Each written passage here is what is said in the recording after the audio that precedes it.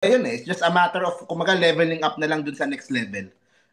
She got people's attention. Kumaga nakita nila na, uy, nagtatrabaho itong senador na to, ganyan dapat yung mga senador. It's just a matter of leveling up na, convincing people na she deserves, o kumbaga she could be a good candidate for VP or president sa 2028.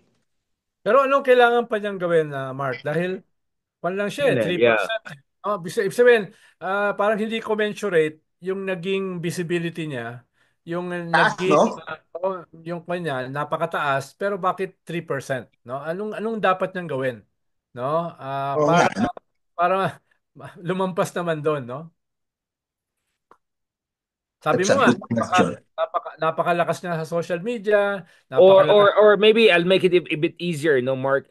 Let's say how could Riza could put herself in a position to be a contender, top contender for VP or P president if one of the big names drops out for some reason. Let's say Sara doesn't run or Tulfo doesn't run. How can she be that? Kasi medyo Una yung ano eh. Ang unang tanong ko is yung Lenny, how much ba nakakaapekto yung people still wanting, everyone doon sa side niya, still wanting to Lenny to be the standard bearer for 2028. Because Baka may, Lenny has 9%. yun eh. Baka Yeah? yung 9 na yun, kung wala si Lenny, baka naka Risa na yun eh. So, kung yung 4 niya, 12 na dapat.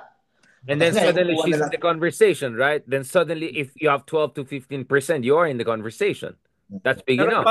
paano kung tutuloy si Lenny? Paano? That's a very distinct possibility at this point. Yun nga eh. Yun din ang problema ko kung merong Rafi tapos Yeah, Sara tapos VP. tutuloy si Lenny eh. Yeah, VP Makakapit ka. talaga. I think Risa should realistically look at maybe VP if that's the case. If it if A Lenny is not sure not running and B it's not sure na yung supporters ni Lenny ay lilipat kay Risa, I think realistically Risa should look at VP. Siguro ano eh, siguro it's time din for Senator Risa to start growing outside doon sa ano eh, doon sa base ng Pinks eh. Kasi yung Pinks naman will line up with her naman if Lenny doesn't run eh. Maybe it's time to start collaborating with other ano nga ba?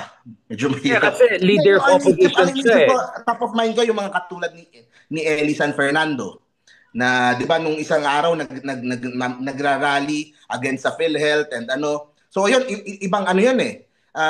Yung base niya is not ano eh, is not kakamping not solely kakamping eh. Pero medyo may malapit na ano, medyo may malapit na merong mga nag-intersect na mga causes. Mga ganong klase siguro. Maybe ano eh, it's time to grow yung kanyang base outside doon sa nabuo nung kakampings eh. Sir, And how do you see that? maybe How yung, can yung progressive ano talaga. yun nga, how can she go beyond the opposition, progressive, genuine opposition kind of circle? How can she expand the parameters? Siguro yun eh, mga collaboration ng mga hindi kakampings eh. Collaboration from the other side eh. Kasi yun lang nga, syempre, sa umpisa, medyo magre-react yung base mo nun. Bakit ka sumasama dyan? Bakit mo, kumbaga, bakit ka umaano dito? Bakit Parang ka yung mga ginagawa nakikipag-alian sa sa akin, di dito? ba, Mark? Parang yung mga ginagawa sa akin. Ba't ka sumasayaw? Bakit ka sumusuntok-suntok sa GBGC? Bakit ka How about a more nagpapaganon? populist ano for Risa? Kung ganong style, will that work kaya? I don't know. Pero that's a good question nga kung paano siya magle-level up. Pero one I think collaborate with other ano eh, with other nga yung mga tipo ni Ellie, tipo ni sino pa ba? O, basta yung medyo hindi naman masyadong nasa Marcos o masyadong nasa Duterte, medyo nasa gitna. Maybe it's time to build ano na eh, a separate coalition branding na different from Kakampings eh. Yun nga, inisip ko, Mark and Ronald, I Find wanna an issue siguro. Siguro maghanap ng issue na talagang she should become more showbiz or quote unquote baduy. Is that the way forward, Sir Ronald? Do you think realistically Riza can do that? Can she become more showbiz and baduy? If that's what it takes. Well, sinubukan nila yan dun sa Checky Bam nila, di ba? Parang hindi masyadong nag-click eh. So, ibig Baka sabihin, not baduy enough or not showbiz.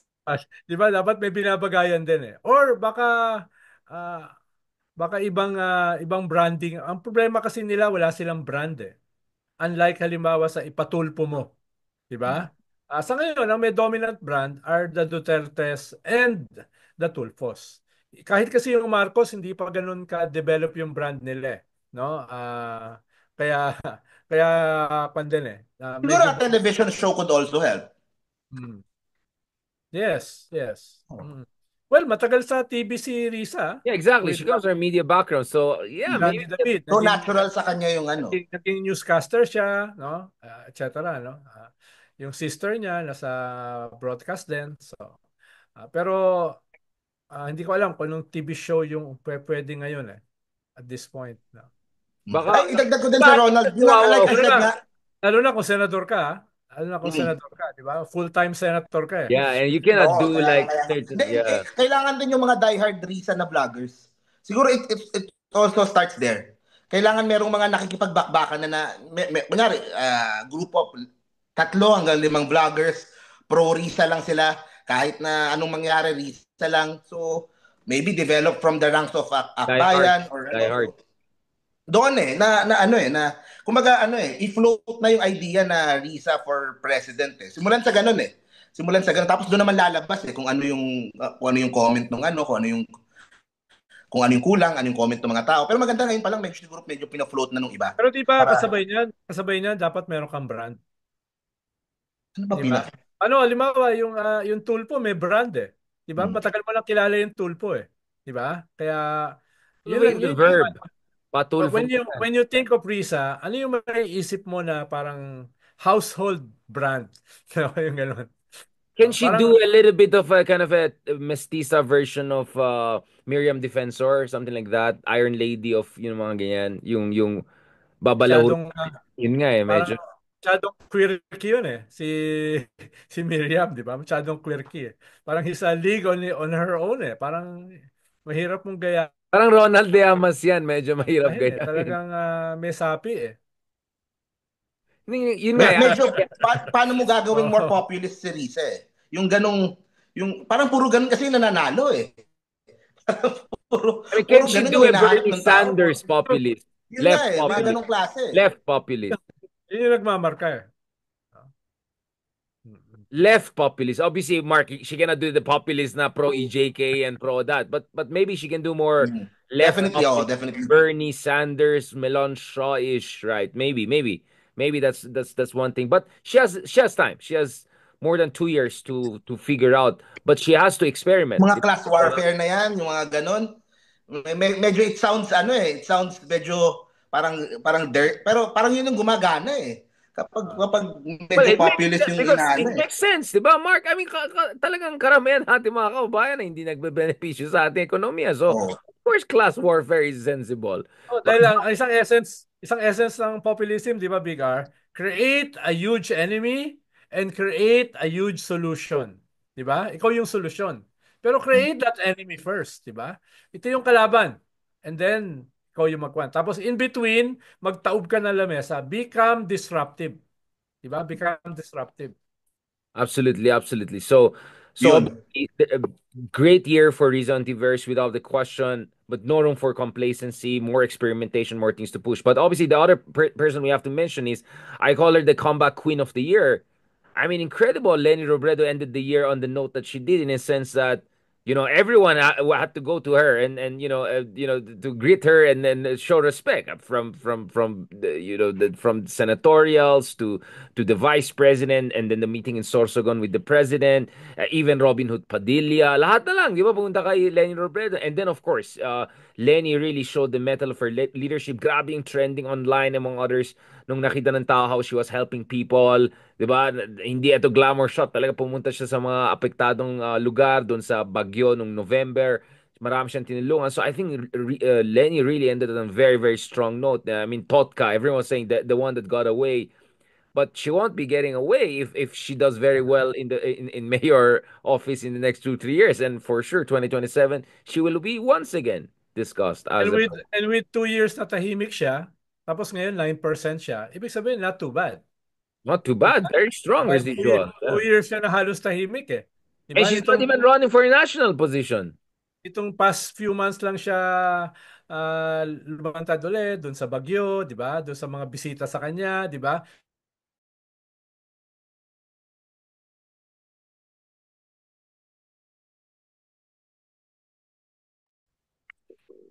Richard, Ikaw, Mark, anong read mo dun sa Lenny, her comeback?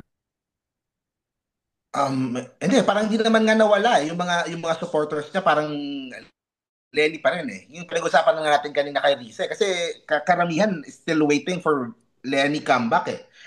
Lenny sa 2028, yun pa rin yung inaano nila eh. Hindi, yun na din yun. Yun naman yung reason kung bakit ang dami pumupunta. Yung 9% na yun or kung gaano man kalaki yun, yung base niya, eh syempre gusto nilang at least maging friendly doon sa leader nung pink na base na yun.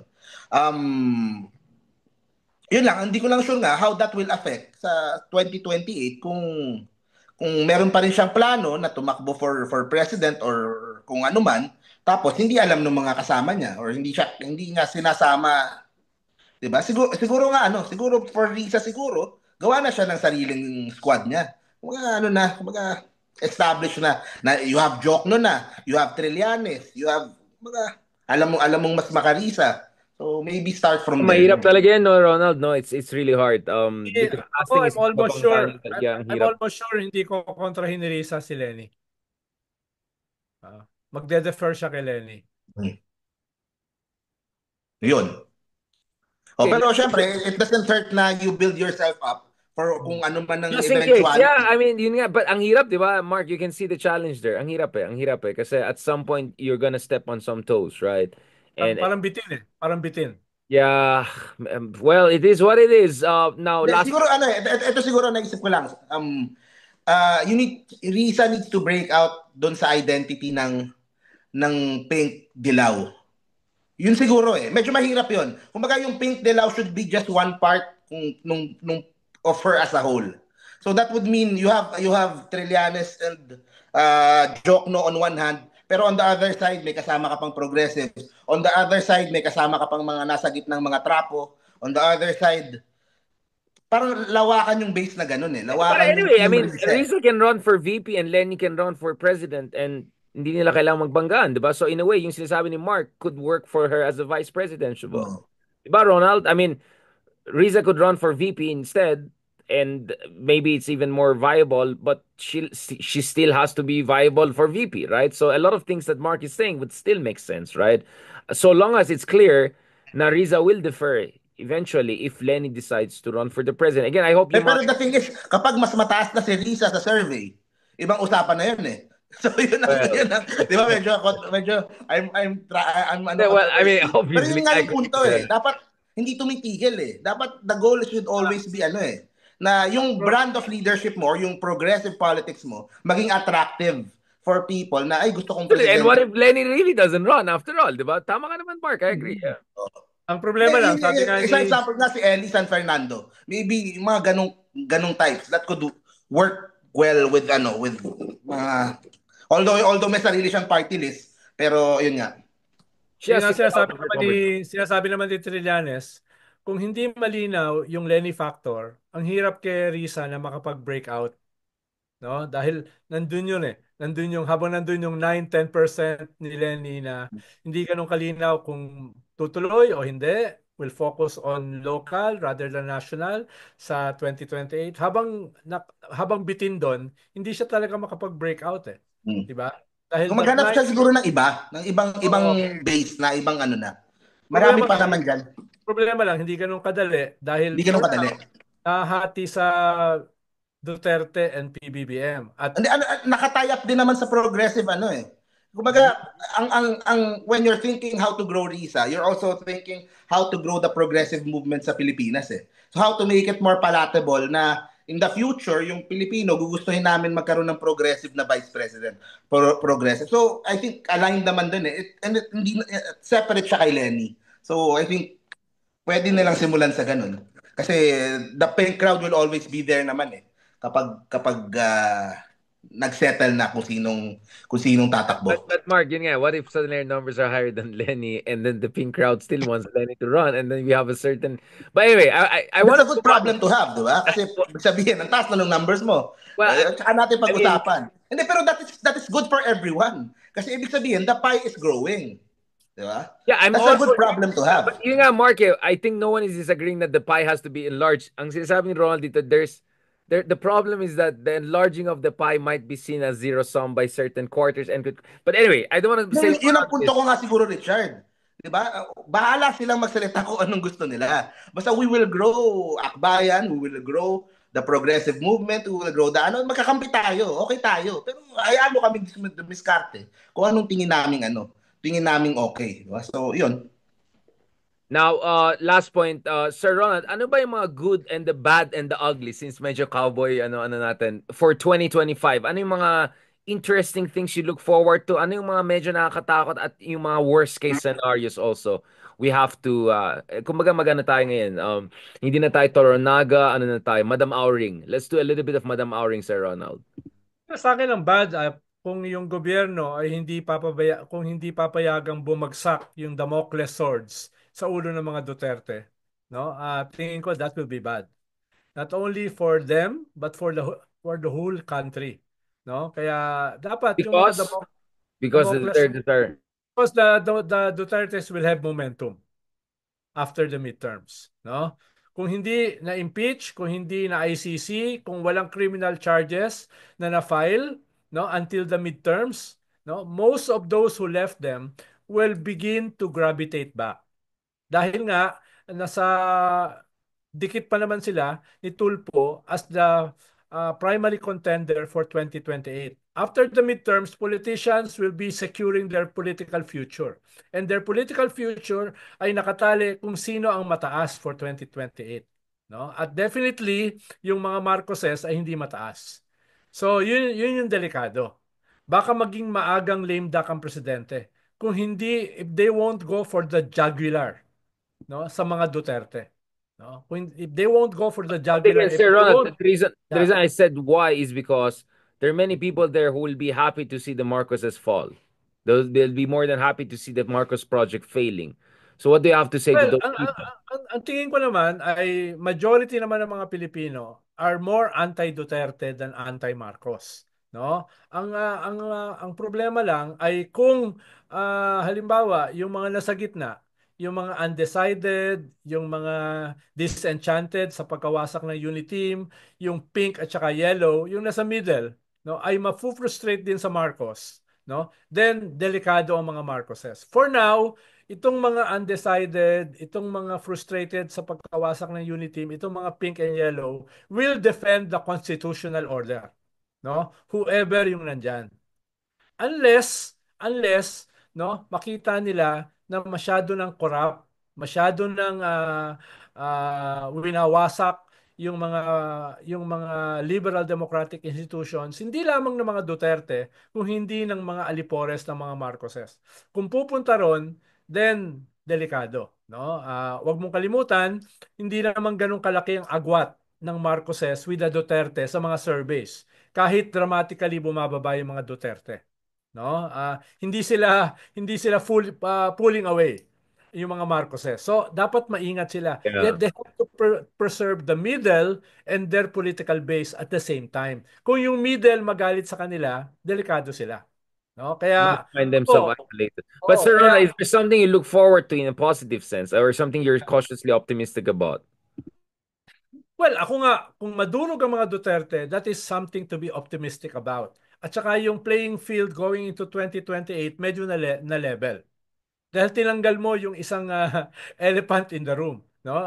Kung madudurog ang mga Duterte before or during the midterm, no? That will level the playing field to some extent and perhaps will give way for a possible black swan.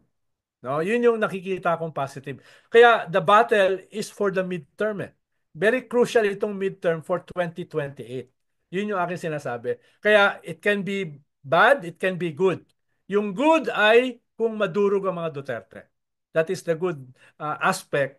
Moving beyond the midterm, But going because you're saying okay, let's spell it out. The reason I'm saying bakit mahalaga na dapat madurog ang mga Duterte? I'm like spelling it out. Is it because yes. they're the number one threat to our constitutional order and potentially West Philippines? Definitely, National? definitely. At Just have to spell it out. mawawalan ng foothold yung China dito. Mawawala ng foothold yung China dito sa ating domestic politics. Sa ngayon, ang foothold ng China sa ating domestic politics are the Dutertes.